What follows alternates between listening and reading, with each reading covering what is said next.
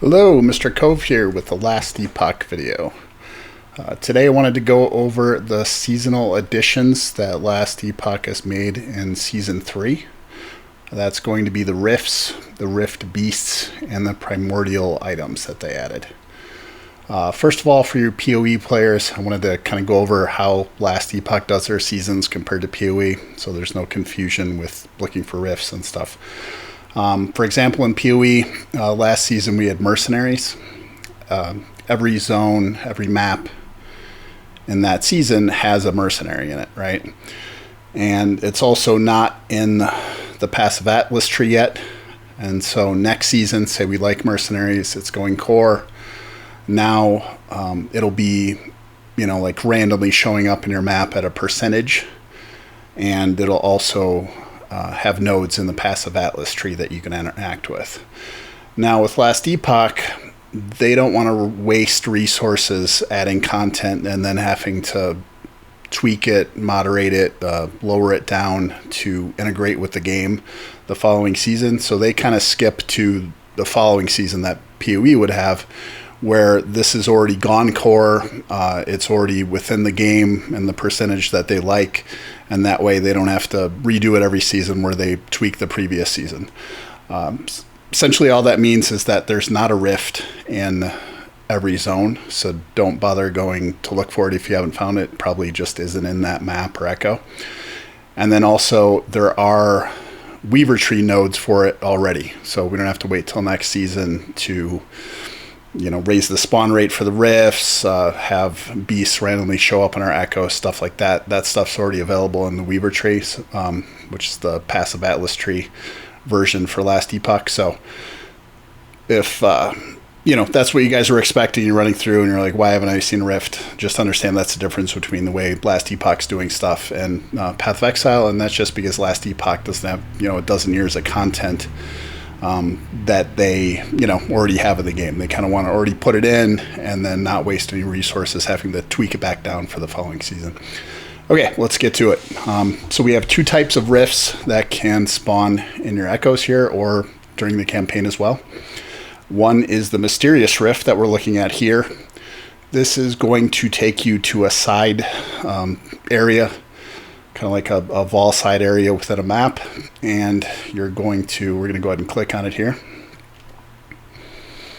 and it's going to port you to this new region. Now when you get here, you're going to see the merchant. Go ahead and look at that. Now listed on the bottom here are all of the different materials that you can get within the rift system here, and then these are uniques that you can buy from the merchant, and then there's also materials that you can spend bones to get if you don't have enough for your particular item here. And this is just kind of additional things once you're kind of done with the system. Maybe you're not trying to upgrade your primordial item anymore and you just want to get extra shards or gold or whatever, so you're still interacting with the system, getting something out of it. Let's go to the other type of rift that's going to spawn is going to be a torn rift. And in order to get this mysterious rift, you're going to have to do 2 to 4 torn rifts before you get to this mysterious rift in like your next map or whatever, or whenever the next time it spawns for you. Now torn rifts just spawn the rift beast, and we will go over that here in a second. We're going to go ahead and get through the map, and then I will show you guys what that looks like. Okay, so now we have gone through the mysterious rift. I just wanted to show you guys that there's also a chest that spawns in each of these. Okay, so we're at the end of a rift here, and we have killed the beast. You see the drops here. This isn't much because we're at the beginning of his evolution.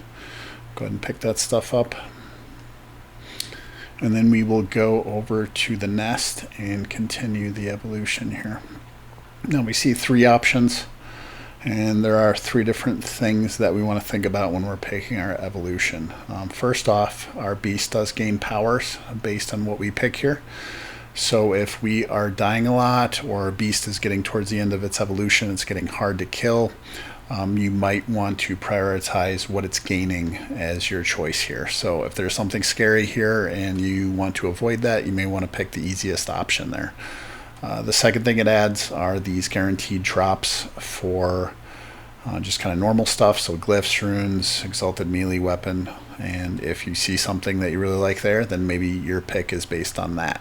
And then the last thing is the guaranteed items that it's additionally dropping as far as Rift Beast materials. So if you're farming for a specific item and you need, say, fangs for that item and you need more of them, then maybe you pick based on that. So I think I'm just going to go with the melee weapon here, and so we're going to evolve it like that.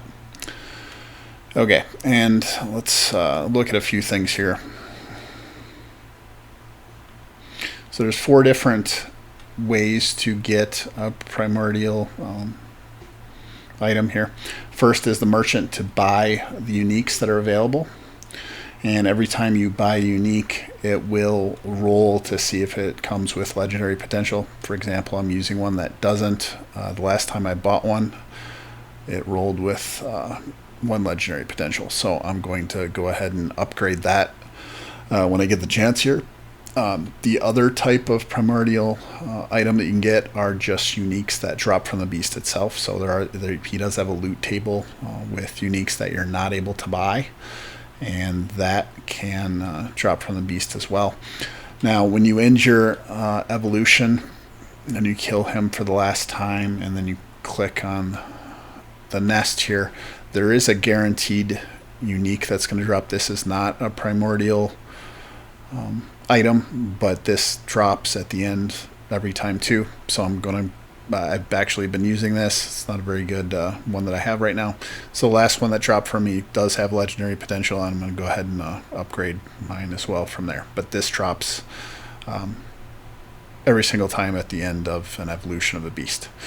Alright, the other thing that can drop here are just primordial exalted items, and you see here that at the bottom this has a personal affix and it's tier 8 that is sealed, and then you see at the top here it is listed as a primordial staff there. So you can only use 1 primordial item at a time, and you also cannot put this affix into a legendary. So you could use this item if you wanted, if you like the necrotic damage or something else, but that tier 8 affix will not go into a unique to make it legendary. Also, this item could have another sealed affix as well, not another tier 8, but if you wanted to try to say seal that melee critical strike chance, you could do that as well, and then use your forging potential further to have 6 affixes. Now, the last way to get a primordial item would be to make your own, and that's by buying this item up here, the Rune of Evolution. Now, this will take an item, for example, this one here has a tier 7 affix of increased stun chance. We could turn that into a tier 8, and that would then get sealed as well, and the item would become primordial. So that's kind of the last way to have these items. Now, the last thing I want to show you is just where the merchant is if you don't want to do it through these mysterious rifts where they're at the beginning and end. So you go to the ancient era, we're already there. You do have to have done Act 10 in order to have this area available to you. And then we're going to go to the garden.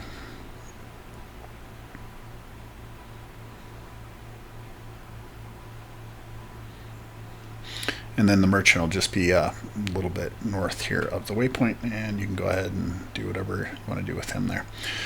Okay, so that is about it for everything in this patch here. Thanks for watching. You guys have a great day. See ya.